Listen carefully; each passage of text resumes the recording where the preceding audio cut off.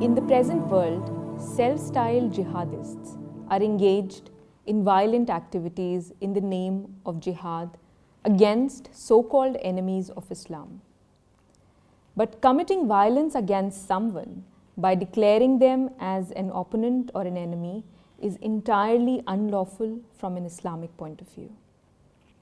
The proponents of such violent activities often cite atrocities committed against them as justification for their actions.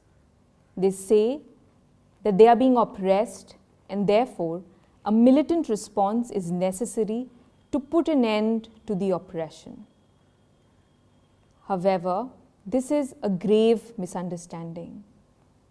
The important point to note here is that Islam clearly differentiates between the enemy and the aggressor. With regards to aggression, the Quran states, "Permission to fight is granted to those who are attacked." This verse clearly shows that there is no concept of offensive war in Islam. Only when an attack or aggression has taken place can a Muslim state enjoy the right to take the necessary action to check aggression. No individual or non-governmental organization can enjoy such a right.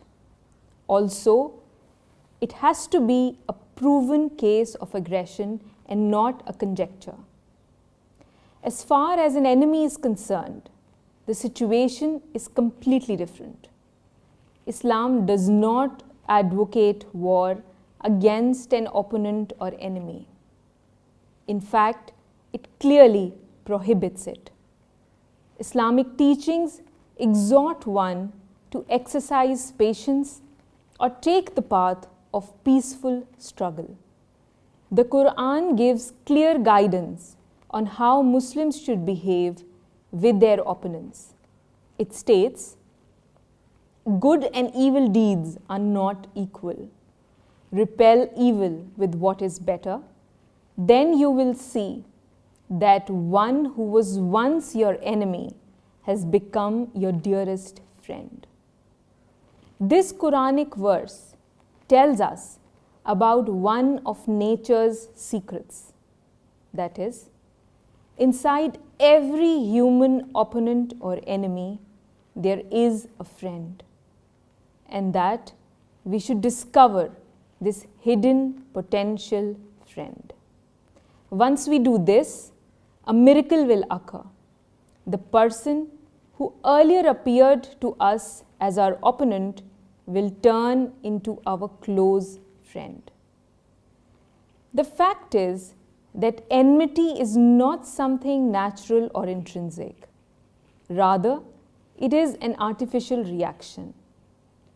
Whenever and for whatever reason someone appears to become our enemy, we should not react in a hostile way towards him. Rather, we must respond by behaving in a good manner with the person. Even if we have to do this one-sidedly, then so be it. And even if it is done despite the hostile behavior of our enemy, then so be it. This unilateral good behavior on our part will dampen our opponent's negative emotions. It shall kindle the essence of humanity that is present deep within him and will make him a new person, or, in the words of the Quran, our dearest friend.